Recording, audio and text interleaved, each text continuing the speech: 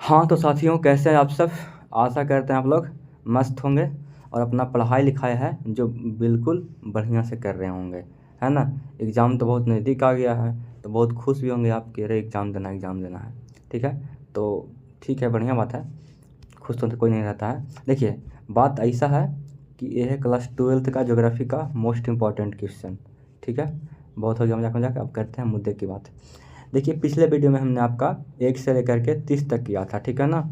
अब हम यहाँ से चलेंगे 31 से लेकर के चलेंगे 75 तक चलेंगे, ठीक है ना। 75 तक या फिर 60 तक चलेंगे, ठीक। चलिए वीडियो को शुरू करते हैं। देखिए, वो जो पिछला वाला जो वीडियो है, अगर देखना है पिछला वाला वीडियो, तो क्या करना पड़ेगा आपको, इस वीडियो को देखना पड़ेगा पूरा पूरा, ठीक है। लास्ट में आपको यहाँ पर एक वीडियो दिखाई देगा, ठीक है ना, यहाँ पर इस यहाँ पर, ठीक है, लास्ट में। तो उसको क्लिक करके फिर वहाँ पर उस वीडियो को देख लीजिएगा, ठीक। तो चलिए शुरू करते हैं। तो 31 देखना है ना हम लोग को। 31 में क्या क्वेश्चन में कि क्वेश्चन में 31 क्या है, कह रहा है क्या कि रबर का सबसे बड़ा निर्यातक देश कौन है। रूस है, अमेरिका है, जापान है, फिर मलेशिया है। तो कौन सा देश है ये सबसे आगे, तो मलेशिया है, ठीक है ना। और टेक्नोलॉजी में अगर बात करें अभी फ़िलहाल, तो सबसे ज़्यादा अभी रूस है ना, फिर उसके बाद अमेरिका आता है, फिर जापान आता है। और रबर का बात किया ना कि सबसे बड़ा निर्यातक देश कौन है, तो मलेशिया है, ठीक है ना। निर्यातक निर्यातक का मतलब क्या हुआ, इसका मतलब हुआ कि बेचता है, एक्सपोर्ट करता है, ठीक है ना। सबसे ज़्यादा मलेशिया करता है, ठीक। आगे देखिए, क्वेश्चन में क्या है कि आयात निर्यात के बीच मूल्यों के अंतर को क्या कहते हैं। यानी कि किसी वस्तु को देश में लाना और फिर बेचना, है ना, के बीच मूल्य के अंतर को क्या कहते हैं। असंतुलित व्यापार कहते हैं, विलोम व्यापार कहते हैं, व्यापार संतुलन कहते हैं, या फिर अनुकूल व्यापार कहते हैं। तो क्या कहते हैं, हम कहते हैं इसको व्यापार संतुलन, है ना। क्या कहते हैं, व्यापार संतुलन, ठीक। मतलब कि वस्तु ला भी रहे हैं और भेज भी रहे हैं दूसरे देश में, तो क्या कर रहे हैं हम लोग, संतुलन कर रहे हैं व्यापार का, ठीक है। आगे चलते हैं। क्वेश्चन नंबर 33 क्या कह रहा है क्या कि भारत किस व्यापारिक समूह का सदस्य है, सदस्य है ना, यानी कि को मेंबर है। तो CIS या फिर साप्टा या फिर सार्क या फिर आसियान। तो व्यापारिक में अगर पूछा है तो आपका सार्क आ जाएगा, ठीक है ना। भारत किस व्यापारिक समूह का सदस्य है, तो आपका सार्क का, ठीक है। किसका है, सार्क का है, ठीक है। आगे बढ़ते हैं। कह रहा है क्या कि जल के अभाव, है ना, जल अभाव वाले क्षेत्र में किस प्रकार की बस्तियां पाई जाती है।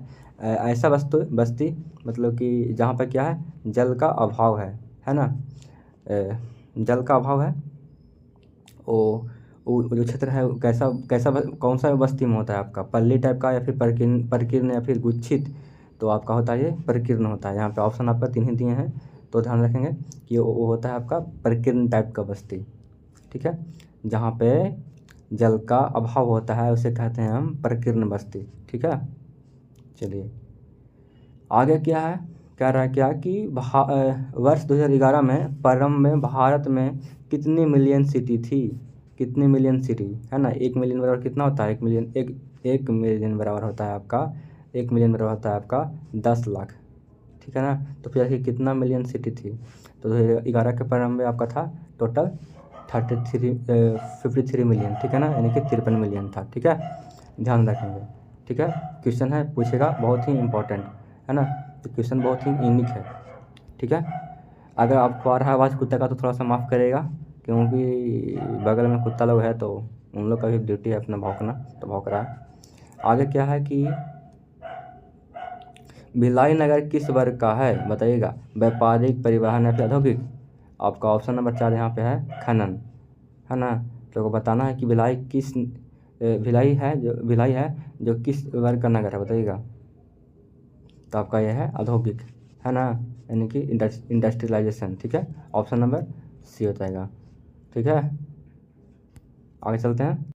क्वेश्चन नंबर 37 क्या कह रहा है कि निम्नलिखित में से कौन भारत में पुरुष प्रवास का मुख्य कारण है। विवाह, व्यवसाय, काम और रोजगार या फिर शिक्षा, बताइएगा।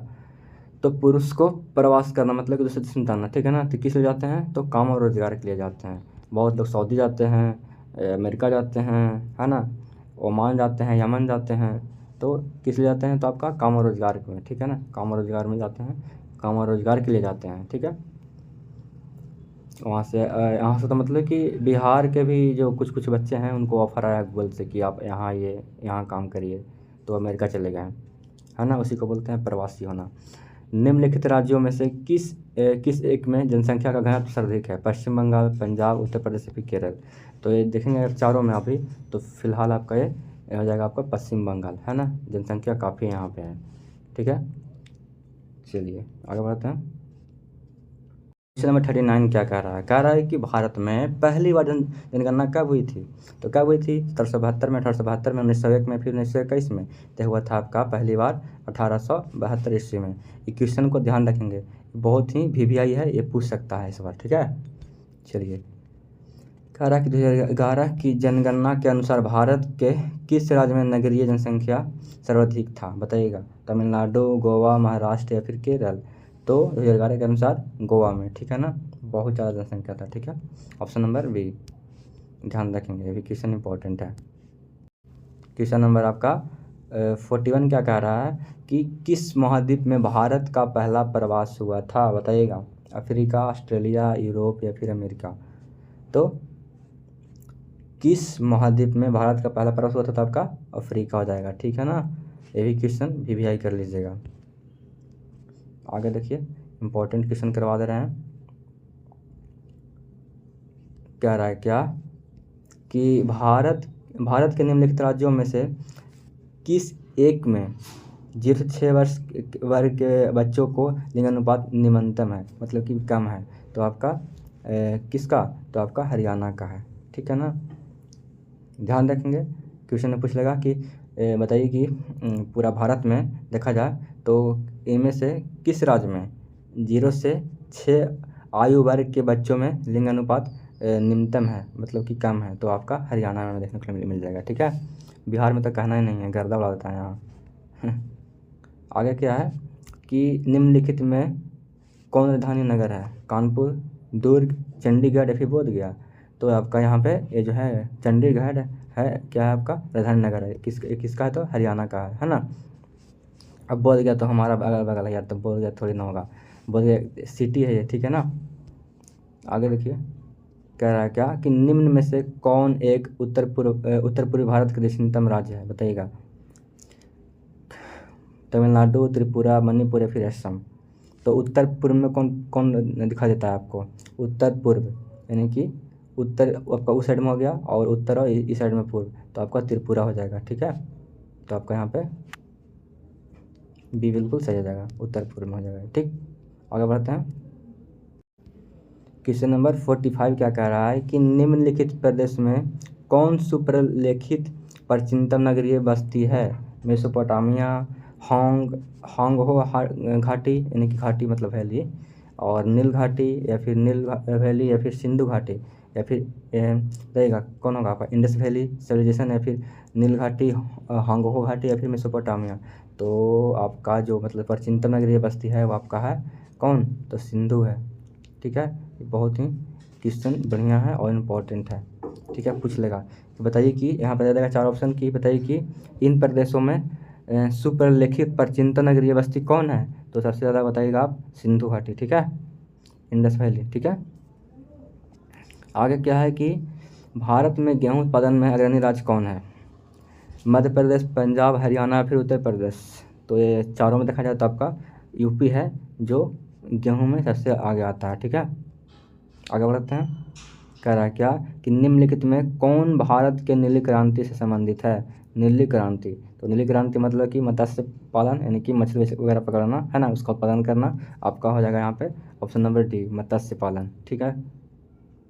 चलिए, ये तो आपका वर्मी कल्चर हो जाता है आपका, है ना। चलिए आगे देखते हैं बाबू। कह रहा है क्या 48 में कि निम्नलिखित में निम्नलिखित में से कौन सा मूंगफली का सबसे बड़ा उत्पादक राज्य है? महाराष्ट्र, गुजरात या फिर बिहार। आपको 3 ही ऑप्शन दे रहा हूँ, बताइए तीनों में कौन होगा? तो आपका हो जाएगा ये गुजरात, ठीक है ना। कौन हो जाएगा आपका? गुजरात है, जो क्या है आपका मूंगफली में सबसे ज़्यादा मतलब कि आगे है, मतलब प्रोड्यूस खूब करता है इसका, है ना, सप्लाई खूब करता है। आगे बढ़ते हैं।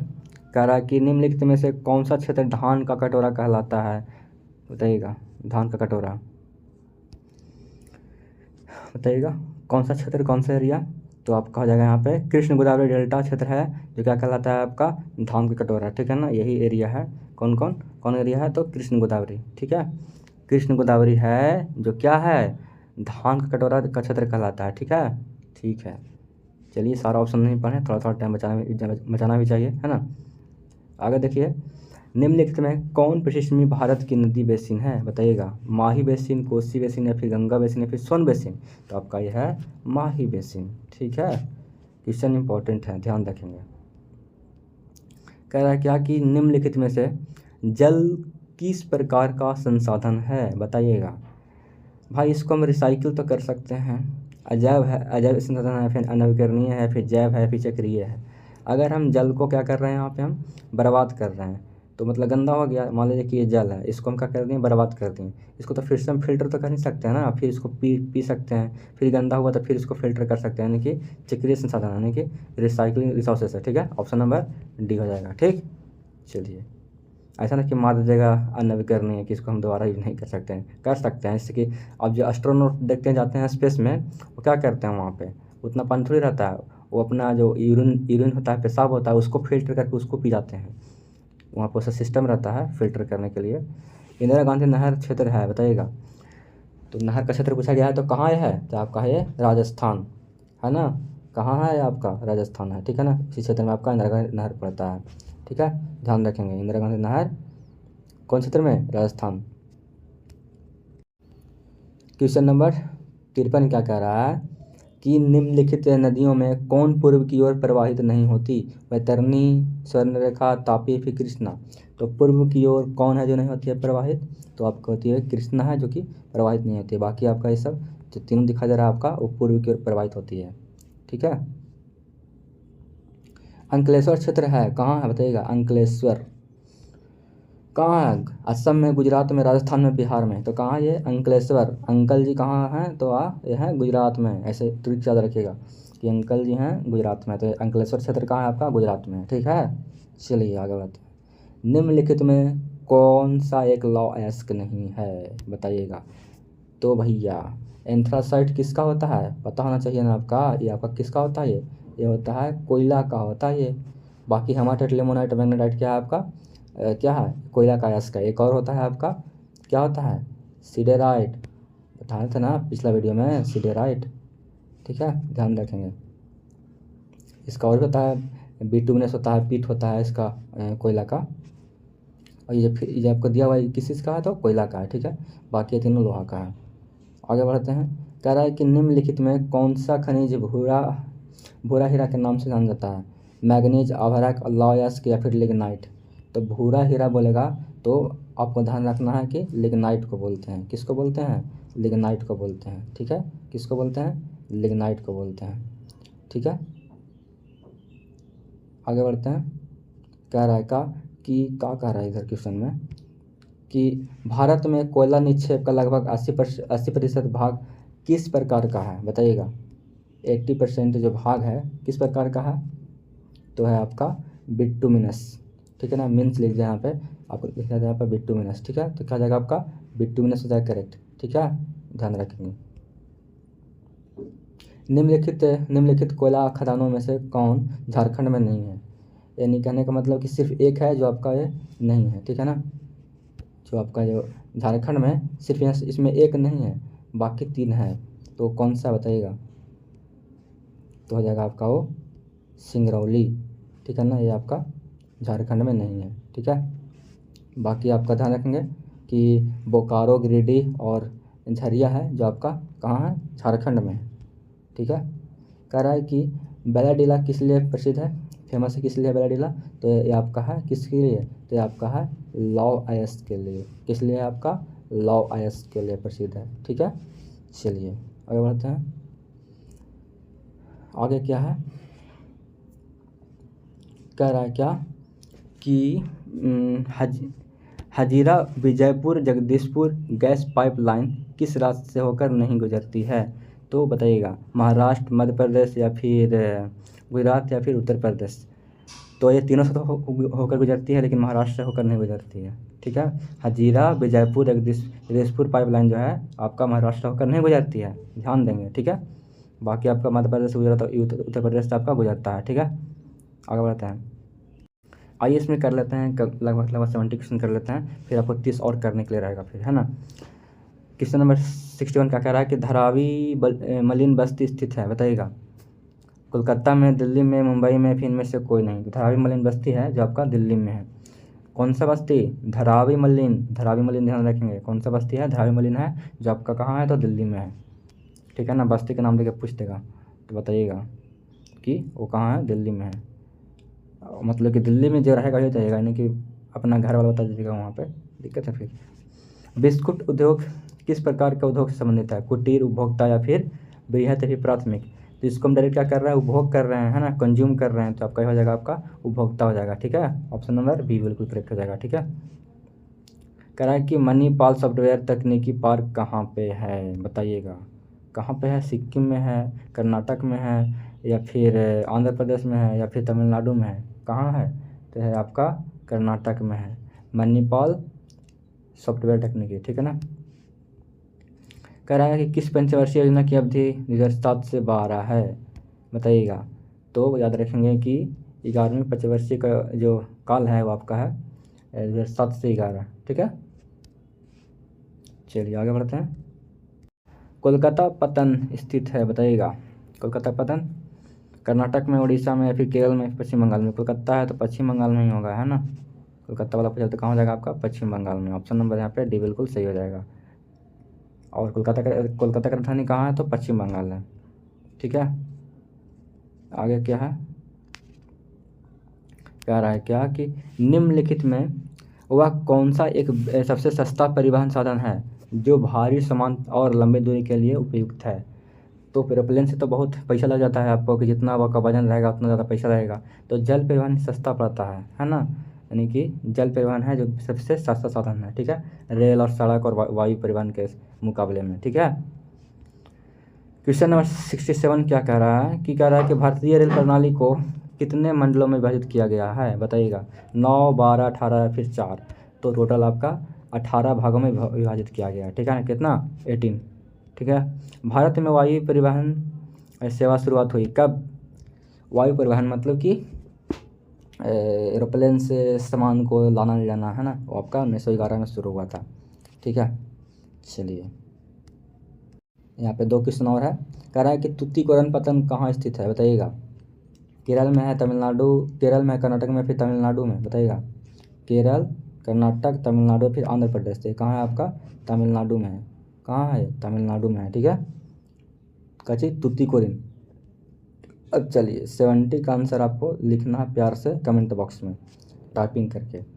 निम्नलिखित में से कौन सा रोग जल जैन है, बताइएगा। जो जल से मतलब उत्पन्न होता है, नत्र श्लेष्मा शोध, या फिर तिसार, या फिर श्वसन संक्रमण, या फिर श्वास नली शोध?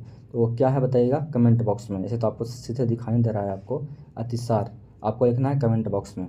ठीक है, और अगर वीडियो पसंद तो लाइक कर दीजिए, और इतना लिख दीजिए कि हाँ सर अगला जो और भी वीडियो है 70 से लेकर के 100 तक वो करा दीजिए। ठीक है ना, हम करवा देंगे।